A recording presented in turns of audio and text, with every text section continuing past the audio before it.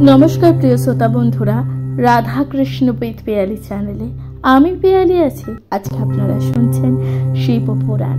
प्रिय श्रोता बंधुरा आजकेर आलोच्य विषय वस्तु शिव पुराणेर अष्टम अध्याय पंचकृत ओ लिंग पूजा वर्णनम। प्रिय श्रोता बंधुरा तार पूर्वे आपनादेर साथे एकटी छोट्ट घोषणा। शिव पुराण आपनादेर केमन लागছে अवश्यई आपनादेर गुरुत्वपूर्ण मतामत दिये जानाते भुले जाबेन ना। चैनेले प्रथमबार शुने थाकले अवश्यई पाशे थाकबेन एबं आपनादेर गुरुत्वपूर्ण मतामत अवश्यई जानाबेन एबं उत्साह प्रदान करबेन नतून भावे आपनादेर साथे शिव पुराण उपस्थापन करबार जोन्नो। शुनते थाकुन शिव पुराण। द्वितीय संहिता विद्येश्वर संहिता अष्टम अध्याय पंचकृत ओ लिंग पूजा वर्णन। ब्रह्मा ओ विष्णु बोलें हे प्रभु महेश्वर कृपा करे आमादेर काछे आपनार এই যে সৃষ্টার্থী ও পঞ্চকৃতের লক্ষণ প্রকাশ করুন। তখন শঙ্কর বললেন হে ব্রহ্মা হে কেশব সৃষ্টি স্থিতি সংহার ও তিরোভাব ও অনুগ্রহ এই পঞ্চ ও জগত কৃত্য আমার নিত্য সিদ্ধ। সংসার आरंभ की सृष्टि संसार बृद्धि की सृष्टि संसार क्षय हलो संसार संसार থেকে उद्धार के बोले तिरुभाव और जीवन के मुक्ति विधान हलो पंचकृतर भार बहनेर जन्य पृथिवीर चारिदिके आमार पाँचटी मुख विद्यमान। सृष्टि और अन्यान्य सांस्कारिक और सांसारिक चतुर्कृत एवं मुक्तिर निदानेर जे अनुग्रह ता नियत आमादेई अवस्थित। किन्तु এই যে মানুষ পঞ্চকৃত ভূমিতে পঞ্চভূতে দেখে তারা প্রকৃতিকে পঞ্চভূতে দেখে। যেমন ভূমিতে সৃষ্টি জলে স্থিতি অগ্নিতে সংহার অনিলে তিরোভাব ও অম্বলে অনুগ্রহ বলে মনে করে। সে যাই হোক আজ থেকে খুবই ভালো হবে ওঙ্কার মন্ত্র জপ করতে থাকো। এই ওঙ্কার মন্ত্র হলো অত্যন্ত মঙ্গলজনক এক মন্ত্র। এই ওঙ্কার প্রথম আমার মুখ দিয়ে উচ্চারিত হয়েছিল। এই মন্ত্র হলো আমার বাচক ও আমি এই মন্ত্রের বাচকের কোনো প্রভেদ নেই। সেই জন্যই এই মন্ত্র সব সময় মনে রাখবে বা মনে রাখলেই আমাকে মনে রাখা হবে। প্রথমে আমার উত্তর মুখ থেকে অকার, পশ্চিমী মুখ থেকে ওকার, দক্ষিণ মুখ থেকে মকার ও পূর্ব মুখ থেকে বিন্দু ও মধ্য মুখ থেকে নাদের উৎপত্তি হয়েছে। এইভাবে পাঁচ অক্ষরী ওঙ্কার আবার এক হয়ে গিয়ে একাক্ষর হয়েছে। ওই ওঙ্কার মন্ত্রে স্ত্রী পুরুষ রূপে ভূত কুলোদ্বয় বেদ চতুষ্টয় প্রভৃতি যা কিছু নামে রূপান্তরিত পদার্থ পরিব্যাপ্ত আছে। ওঙ্কার অ কার থেকে নকার ও হস্যকার থেকে মকার সমানভাবে উদ্ভূত। আবার সেই পঞ্চাক্ষর থেকে আকার ইত্যাদি লি কারন্ত এই যে 5 রকমের মাতৃকা বর্ণ উৎপন্ন হয়। এরপর আমার পঞ্চপ্রীত থেকে ত্রিপাদ গায়ত্রী উদ্ভূত হয়। তা থেকে সমস্ত বেদ এবং বেদ থেকে কোটি কোটি মন্ত্র উৎপন্ন হয়েছে। এই ওঙ্কারের মাধ্যমে সর্বপ্রকার ভোগ ও মুক্তি পর্যন্ত হয়ে থাকে। ব্রহ্মা বিষ্ণু এ কথা শুনে বললেন, হে গুরু, আপনি সগুণ অথচ নির্গুণ। আপনি যাবতীয় সগুণ পদার্থের প্রভু এবং নির্গুণ তেজময়। সর্বব্যাপী আপনাকে বারবার প্রণাম জানাই। হে প্রভু, আপনি প্রণববাচ্য প্রবণব লিঙ্গম, সৃষ্টি ইত্যাদির কর্তা এবং পঞ্চবদন। আপনাকে প্রণাম। তখন মহেশ্বর কি বললেন? বৎস যুগল। তখন মহেশ্বর বললেন, হে বৎস যুগল,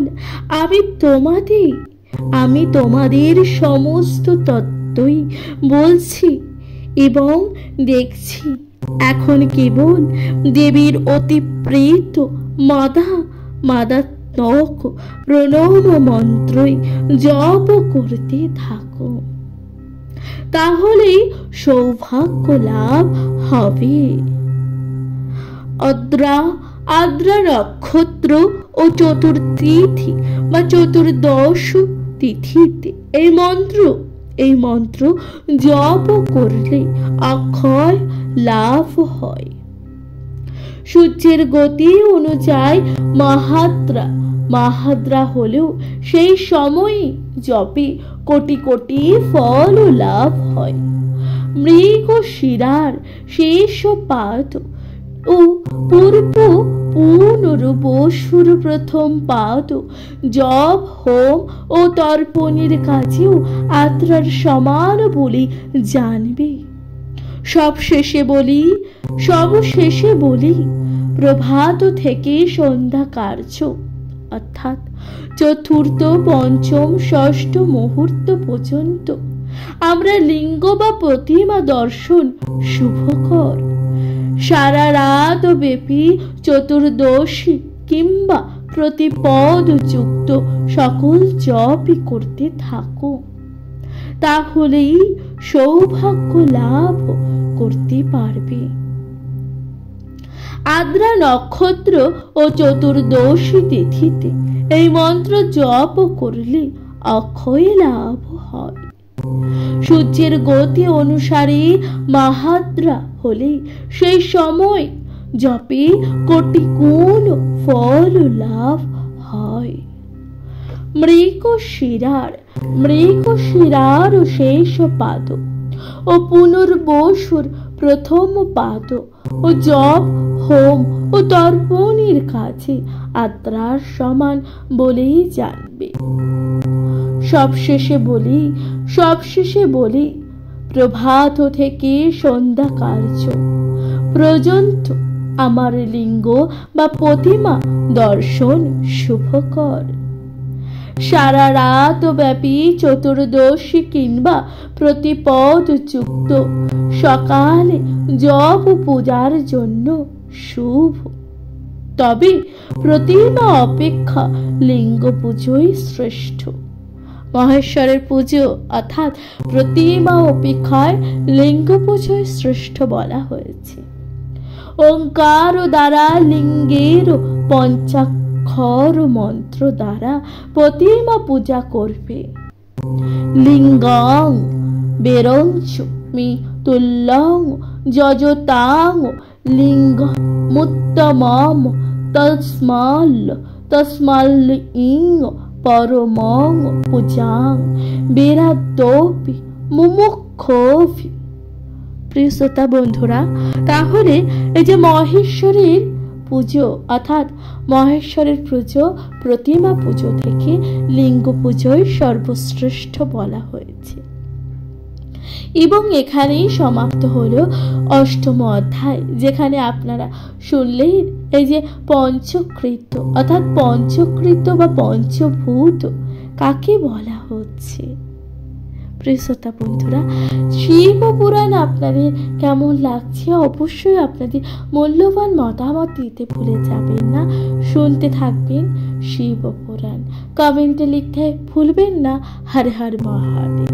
শুনতে থাকুন শিব পুরাণ।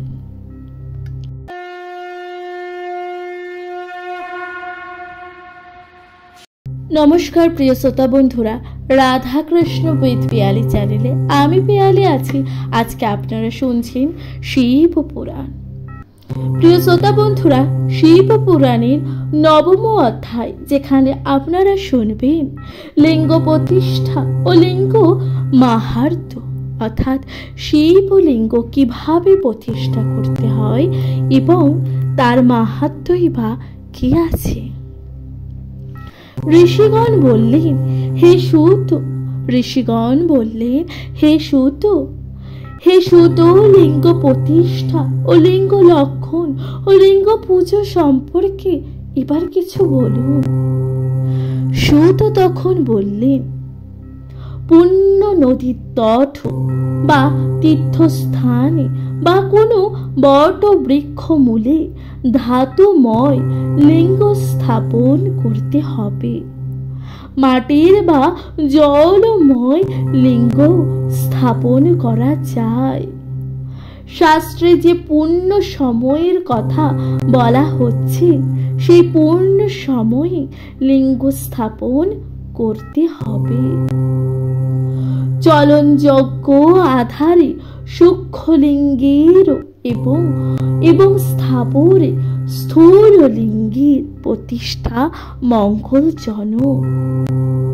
ওই লিঙ্গ পীঠ মঙ্গলাকৃতি ও চতুষ্কোণ ও ত্রিকোণ হবে। তার মাঝখানটা যদি সরু হয় তবে মহাফল লাভ হয়ে থাকে। তবে মাটি ও শিলার চেয়ে লোহার লিঙ্গ স্থাপন ভালো, কিন্তু বান ও লিঙ্গ একমাত্র পৃথক বস্তুর হতে পারে। শিবলিঙ্গ কর্তার 12 আঙ্গুলের সমান হবে, তবে তার চেয়ে বড় হলেও ক্ষতি নেই, কিন্তু ছোট হলে ভালো হবে না।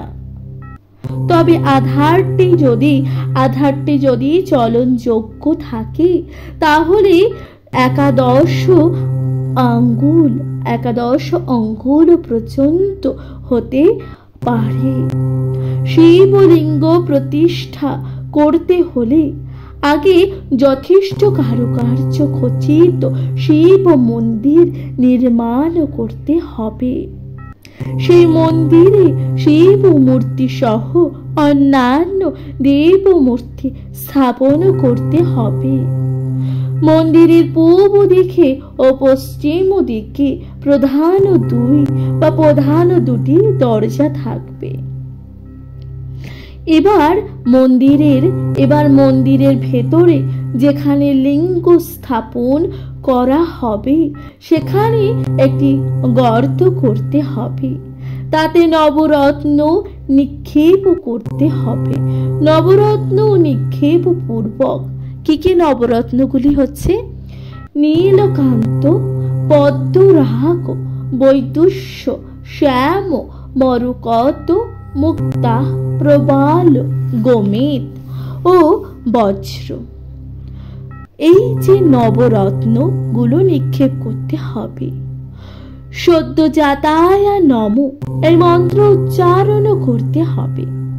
তবে লিঙ্গ স্থাপন করার আগে পাঁচ জায়গায় 5টি লিঙ্গের পূজা দিতে হবে। সপরিবারে শিবের উদ্দেশ্যে যজ্ঞ করে তাতে আহুতি দিতে হবে। তারপর সামর্থ্য অনুসারে গুরু, ব্রাহ্মণ, আচার্য ও গুরুজনকে টাকা, পয়সা, বস্ত্র, অলংকার, কিছু জায়গা, জমি ইত্যাদি দান করতে হবে। যে গর্তে সোনা ও নবরত্ন প্রভৃতি রাখা হয়েছে সেখানেই শিবলিঙ্গটি স্থাপন করতে হবে। লাক্ষা জাতীয় জিনিস দিয়ে লিঙ্গ বা পীঠকে সংযুক্ত করতে হবে। শিব মূর্তি প্রতিষ্ঠা ক্ষেত্রে একই নিয়ম। প্রতিদিন পূজা করবেন। এছাড়া বিভিন্ন গাছপালাকে স্থাবর ও কৃমি কীট ইত্যাদি জঙ্গম শিবলিঙ্গ জ্ঞানে পূজা করতে হবে। করলে শিব পূজার সমান ফল লাভ হয়। এছাড়া প্রত্যেক আবাহন ও আসন অর্ঘ্যপাদ্য পাদ্যাক্ষ আচমন বস্ত্র গন্ধ পুষ্প স্নান ধূপ দীপ নৈবেদ্য নিরাজন তাম্বুল নমস্কার সহ বিসর্জন এই ষোড়শ উপাচারে 4 লিঙ্গের পুজো করলেও শিব ফল লাভ করা যায়। সাধকগণ যদি নিজের ইচ্ছা মতো মাটি গোবর ফুল ফল গুড় ননি ভস্ম ও অন্ন দিয়ে শিবলিঙ্গ তৈরি করে তাতে পুজো করলে তাহলেও শুভ ফল লাভ করা যায়। প্রত্যেহ 10,000 শিব নাম জপ করবে, অর্থাৎ প্রতিদিন 10,000 শিব নাম জপ করতে হবে।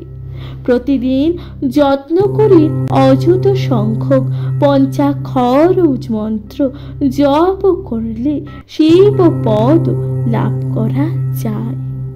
ব্রাহ্মণ এই পঞ্চাক্ষর মন্ত্র জপ করলে আগে প্রণব যুক্ত করতে হবে। সাধক 5 কোটি বার শিব মন্ত্র জপ করলে নিজেই শিবের সমান হন। 1 2 3 4 ও 4 কোটি বার জপ করলে ব্রহ্মপদ লাভ হয়। তাছাড়া প্রতিদিন 1000 করে 10 লক্ষ বার শিব মন্ত্র জপ করবেন এবং ব্রাহ্মণ ভোজন করালে সকল প্রকার সিদ্ধি লাভ হয়। অথবা যে ব্রাহ্মণ প্রতিদিন সকালে 78 সহস্র গায়ত্রী মন্ত্র জপ করবেন বা তিনি শিবপ্রদ প্রাপ্ত হবেন। তাছাড়া যথা নিয়মে 1 অক্ষর 10 অক্ষর 100 অক্ষর কিংবা 1% বিহীন 1000 অক্ষর অথবা অযুত অক্ষর বেদ মন্ত্র ও সুক্ত পাঠ করলে শিব পদ প্রাপ্ত হওয়া যায়। একাক্ষর মন্ত্রের কোটিবার জপ করা উচিত। একাক্ষর মন্ত্রের কোটিবার জপ করতে হবে। যে ব্যক্তি মৃত্যুকাল পর্যন্ত রোজ ওঙ্কার এর একাক্ষর মন্ত্র 1000 বার জপ করে তার অভীষ্ট সিদ্ধ হয়। এছাড়া ভগবান শিবের কাছে লাগায় এবং শিবের কাজে লাগার জন্য ফুলের বাগান যে তৈরি করে তার শিব পদ লাভ হয়। তাহলে ভগবান শিবের জন্য কাজে লাগার জন্য যে ফুলের বাগান তৈরি করে তারও শিব পদ হয়। যেখানে মানুষ শিবলিঙ্গ স্থাপন করে সেখান থেকে 100 হাত দূর পর্যন্ত পুণ্য স্থান বলে মনে করা হয়। দেবতা বা ঋষির স্থাপিত শিবলিঙ্গ যুক্ত স্থান থেকে 1000 দূর পর্যন্ত পুণ্যস্থান। শিবস্থানে দাহ কাজ, পিণ্ডদান বা বার্ষিক কাজ খুবই পুণ্যদায়ক। তাহলে শিবস্থানে কি কি কাজ খুবই পুণ্যদায়ক?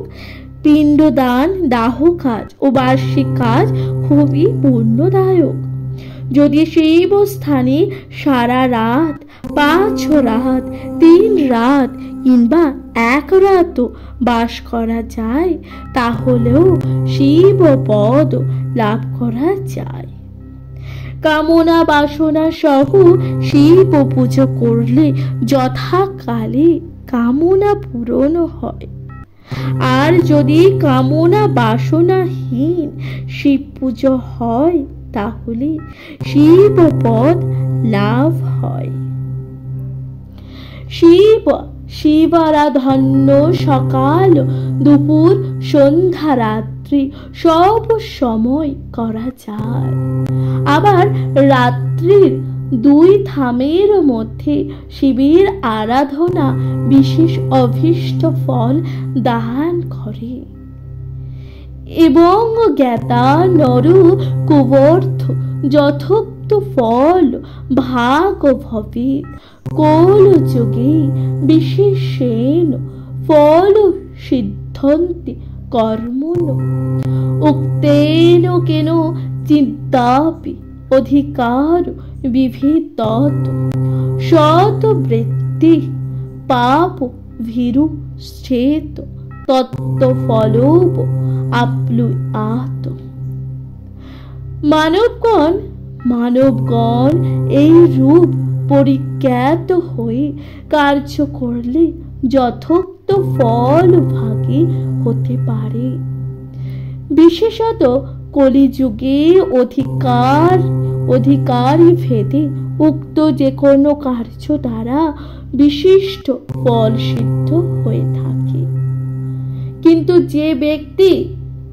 যে ব্যক্তি সৎ বৃত্তি সম্পূর্ণ ও পাপী ভীরু, সে ততৎ কার্যে যথার্থ ফল প্রাপ্ত হয়।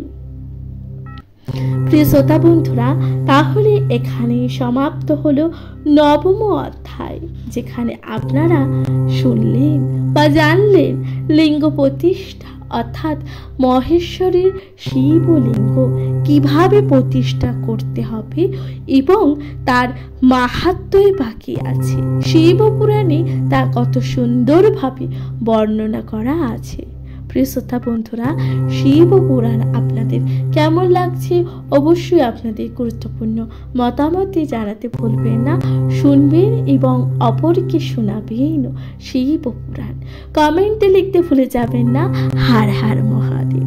শুনতে থাকুন শিবপুরাণ। এর পরবর্তী অধ্যায় 10ম অধ্যায় শুনতে থাকবেন শিবপুরাণ।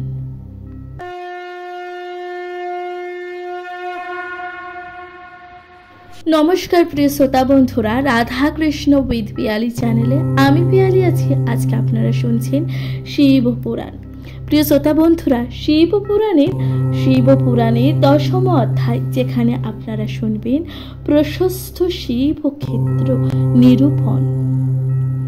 সুত বললেন, হে ঋষিগণ, এখন শিবক্ষেত্রের বিষয় আলোচনা করছি। 50 কোটি যোজন বিস্তীর্ণ পাহাড় বন সহ এই যে পৃথিবী, শিবের আদেশে সকলে অধর রূপে অবস্থিত। এর বিভিন্ন স্থানে মানুষের মুক্তির জন্য ভগবান শঙ্করের ক্ষেত্র রচনা করেছেন। এছাড়া দেবতা ও ঋষিগণ কিছু কিছু ক্ষেত্র রচনা করেছেন। আবার কিছু কিছু ক্ষেত্র নিজ থেকে তৈরি হয়েছে। ওইসব তীর্থ ও ক্ষেত্র সর্বদা দান ও জপ করা উচিত। তা না হলে রোগ ও ব্যাধি দারিদ্র দেখা যায়। ওইসব পুণ্য স্থানে কোনো পাপ ও কাজ করা ঠিক নয়। সমুদ্রের তীরে কিংবা গঙ্গার তীরবর্তী স্থানে অনেক পুণ্যক্ষেত্র আছে, তবে সকলের পুণ্যক্ষেত্র হলো সরস্বতী নদীর তীর। ওই নদী জ্যৈষ্ঠীমুখা বলে প্রসিদ্ধ। তাহলে সরস্বতী নদীর অপর নাম কি? জ্যৈষ্ঠীমুখা নামেও প্রসিদ্ধ আছে। এই নদীর তীরে বাস করলে ব্রহ্মপদ লাভ হয়। আবার শিবের আরাধনা করলে শিবলোকে স্থান হয়। ভাগীরথী নদী শতমুখা নামে প্রসিদ্ধা। তার তীরে কাশী ইত্যাদি বহু পূর্ণ ক্ষেত্র রয়েছে। যখন বৃহস্পতি ও মকর রাশিতে যান, সেই সময় গঙ্গার তীর অত্যন্ত শুভজনক হয়। তার সোনভদ্র দর্শমুখা নামে প্রসিদ্ধ। সেখানে স্নান ও উপবাস ও ব্রত পালন করলে মৃত্যুর পরেও গণেশ লোকে বাস করা যায়। নর্মদা নদী 24 মুখা, অর্থাৎ নর্মদা নদী কত মুখ? 24টি মুখা। তার তীরে বাস করলে বিষ্ণু লোকে যাওয়া যায়। তমসা 12 মুখা, রেবা 10 মুখা, গোদাবরী 21 মুখা। গোদাবরীতে নিত্য স্নান করলে মৃত্যুর পর রুদ্রলোকে বাস করা যায়। কৃষ্ণা নদী 18 মুখা বলে প্রসিদ্ধা। এখানে স্নান ও বাস করলে বিষ্ণু লোকে স্থান পাওয়া যায়। তুঙ্গভদ্রা 10 মুখা। এখানে বাস করলে কিংবা স্নান ও জপ তপ করলে ব্রহ্মলোক স্থান পাওয়া যায়। সুবর্ণমুখরী নদী 9 মুখ। ব্রহ্মলোক থেকে বিচ্যুত মানুষ এখানে জন্মগ্রহণ করে। মহাদেব পর্বত থেকে উদ্ভূত যে নদী, সেই মহাপুণ্যা নদী হলো কাবেরী। এই নদী 27 মুখী বলে বিখ্যাত। এই নদীর তীরে বাস করলে স্বর্গ লাভ ও রবি বৃহস্পতি যখন একসঙ্গে মেষ রাশিতে থাকে, সেই সময় নৈমিষারণ্য বা বদরিকাশ্রমে স্নান, পূজা, জপ তপ ইত্যাদি করলে মৃত্যুর পর ব্রহ্মলোকে স্থান পাওয়া যায়। প্রিয় শ্রোতা বন্ধুরা, তাহলে আপনারা শুনলেন যে কোন নদীতে কিভাবে অবস্থান করলে কোন লোকে গমন করা যায়। সিংহ ও কর্কট রাশিতে সিংহ অবস্থানকালে সিন্ধু নদী স্নান করলে ব্রহ্মলোক স্থাপন বা ব্রহ্মলোকে স্থান হয়। কেদার নদী জল পান করলে ও সেই জলে স্নান করলে জ্ঞান লাভ হয়। মহাদেব আরো বলেছেন, সৌরভাদ্রে বৃহস্পতি সিংহে অবস্থান করলে যে ব্যক্তি গোদাবরীতে স্নান করে, সেই ব্যক্তি শিবলোকে স্থান পায়। বৃহস্পতি ও সূর্যকন্যা রাশিতে একসঙ্গে অবস্থান করলে সেই সময় যে মানুষ যমুনা নদীতে স্নান করে, তার ধর্মলোকে স্থান হয়। এই সময় যে ব্যক্তি সোন নদীতে স্নান করে, সে মৃত্যুর পর গণেশ লোকে স্থান পায়। বৃহস্পতি ও সূর্য তুলা রাশিতে অবস্থানকালে যে ব্যক্তি কাবেরী নদীতে স্নান করে, তার সকল অভীষ্ট সিদ্ধ হয়। সূর্য ও বৃহস্পতি বৃশ্চিক রাশিতে একসাথে অবস্থানকালে নর্মদা নদীতে স্নান করলে বিষ্ণুলোক গমন হয়। সূর্য ও বৃহস্পতি ধনু রাশিতে অবস্থান করলে, গঙ্গা স্নান করলে এই সময় বহু বাসনা পূর্ণ হয়। কুম্ভ ও মকর রাশিতে সূর্যদেব যখন অবস্থান করে, সেই সময় মানুষ ভাগীরথীর তীরে যদি শ্রাদ্ধ, তর্পণ ও পিণ্ডদান করলে, তাহলে সেই ব্যক্তি তার পিতৃকুল ও মাতৃকুলের কোটি পুরুষের উদ্ধার করে থাকেন। এরপর আরো অনেক পুণ্যক্ষেত্র আছে, যেখানে স্নান, জপ, তপ করলে রুদ্রলোকে স্থান পাওয়া যায়। তাম্রপর্ণী ও বেগবতী এই দুই নদীরই ব্রহ্মলোক দায়িনী, অর্থাৎ এখানে স্নান ও পূর্ণ কর্ম ব্রহ্মলোকে স্থান পাওয়া যায়। এই দুই নদীর তীরে বহু পুণ্য ক্ষেত্র রয়েছে, সেখানে পুণ্য কাজ করলে স্বর্গলোক বা স্বর্গলাভ হয়। প্রতি মানুষের পুণ্য কাজ করা উচিত। পাপ ও পুণ্য তিন প্রকার। পাপ পুণ্য কয় প্রকার? তিন প্রকার, কায়িক, বাচিক ও মানসিক। এই তিন প্রকারের পাপের মধ্যে মানুষ পাপ অতি ভয়ঙ্কর। এই পাপ দীর্ঘদিন স্থায়ী হতে থাকে। শিব ও ধ্যান ছাড়া এই পাপের নিষ্কৃতি নেই। বাচিক পাপ জলের দ্বারা বা কায়িক পাপ কায় শোধনের ধ্বংস হয়, কিন্তু ধনকৃত পাপ যদি হয়ে থাকে, তাহলে দান ছাড়া কোটি কোটি কল্পেও সেই পাপ কিন্তু নষ্ট হয় না। সেই জন্যই সুখ প্রার্থী মানুষ যথাসম্ভব পাপ কর্ম এড়িয়ে চলবে।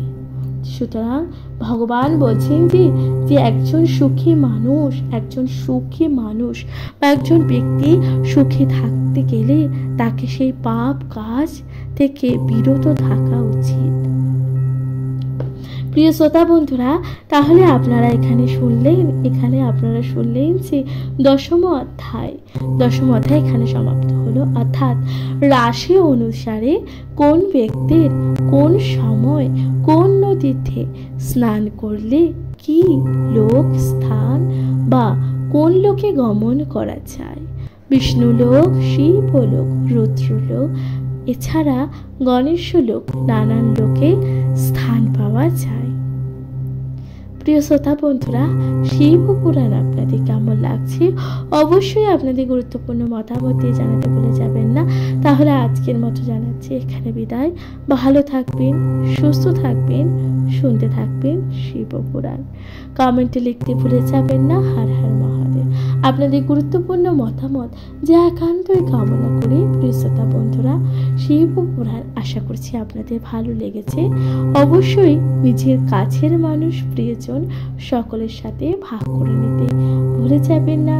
শুনবেন এবং অপরকেও শোনাবেন। শুনতে থাকবেন শিব পুরাণ। ভালো থাকবেন, সুস্থ থাকবেন। কমেন্টে লিখতে ভুলে যাবেন না। হর হর মহাদেব। নমস্কার।